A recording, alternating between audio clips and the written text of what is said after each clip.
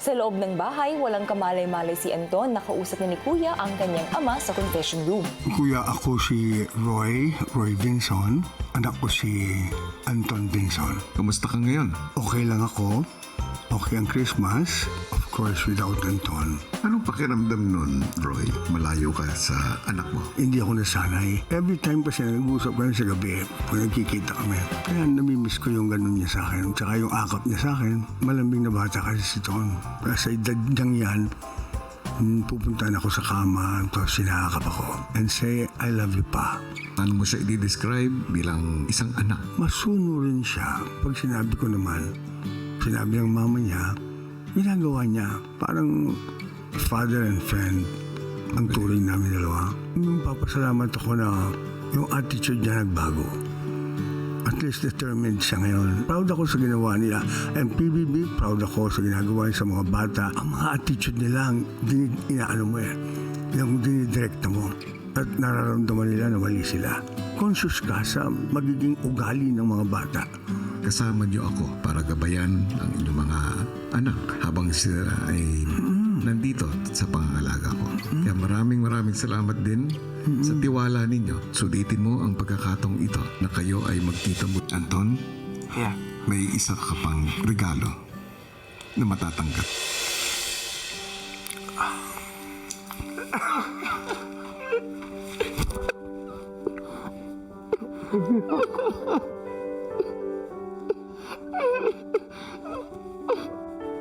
Sinabi mo sa akin, pa, kailangan ko to. Gagawin ko to para sa sarili ko. Kahit hindi ako nagkamali. Sabi nga kay Kuya, hindi ako nagkamali. Kala ko, sa pelikula na ako, makakaarte, pero dito iba.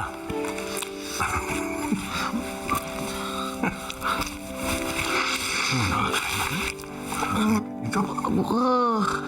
Pino ka, abo. Ano, kumusta ka ni Mama, mga kapatid mo? Nami-miss ka namin sobra. Pero namayat ka ba? Ha? Namayat ka ba? Namayat ba ako? Ang mukha mo, siyempre. Konti. Ikaw, nag-iba yung mukha mo pa.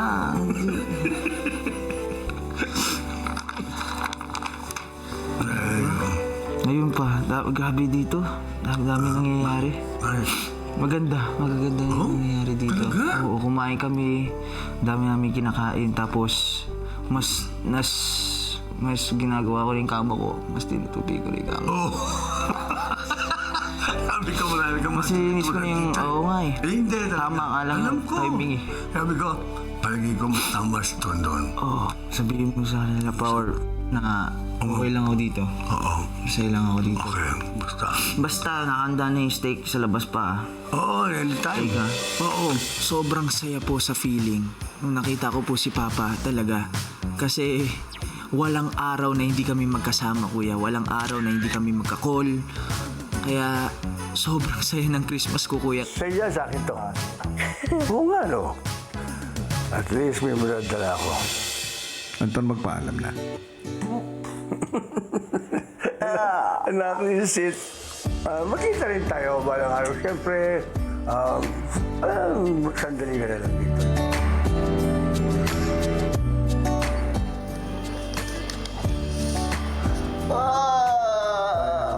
Love you, dear. Love you. Ingat ka, ha? Okay pa. Makisama ka mabuti. Love you. Love you ba?